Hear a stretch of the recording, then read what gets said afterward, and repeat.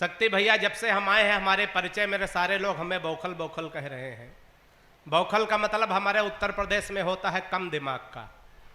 क्या बात है। जो हंस रहे हैं वो हमारी बिरादरी के हैं।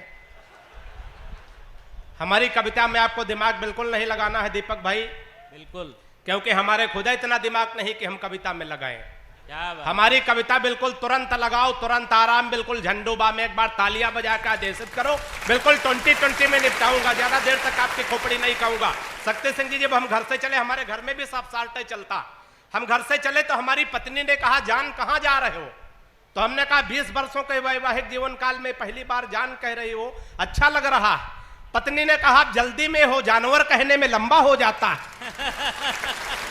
अब हम भी हाथ से कभी कहा मानने वाले, हमने कहा रानी आज बहुत अच्छी लग रही हो।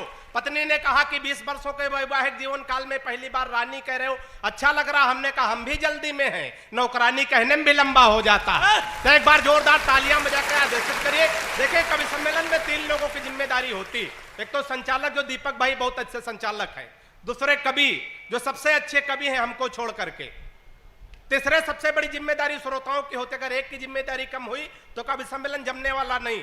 अभी हम भीलवाड़ा की तरफ से कालियास की तरफ आ रहे थे, शक्ति भैया सड़क के किनारे किनारे देखा एक आदमी गड्ढा खोद रहा था, दूसरा आदमी मिट्टी डाल रहा था, फिर अगला आदमी गड्ढा खोद रहा है, दूसरा मिट्टी डाल रहा।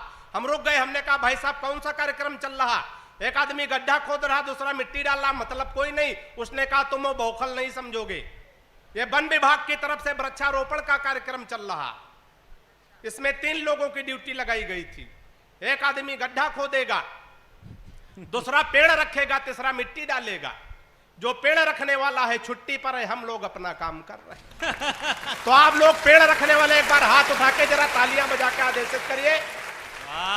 ये कथा का पावन मंच है, मैं संस्कारों से हास्य निकालने की कोशिश करता हूं।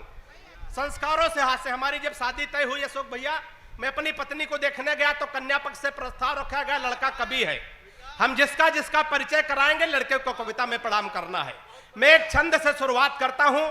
मैं 1000 किलोमीटर की यात्रा करके आपके बीच में आपका मन मांगता हूं, आप मुझे कैसे सुनेंगे, आपकी तालियां आपका आशीर्वाद बताएगा। मैं शुरू करता हूं, सुनिएगा। के परिचय प्रथम कराया गुरुजी का, तब संस्कारों से हास्य आनंद आ जाए तो तालियां संभाल के बैठिएगा। के परिचय प्रथम कराया गुरुजी का, तब हमने कहा कि जय हो भाग्य निर्माता की। और सास और ससुर को सामने जो लाया गया, एकाएक हम बोले जय हो पिता माता की।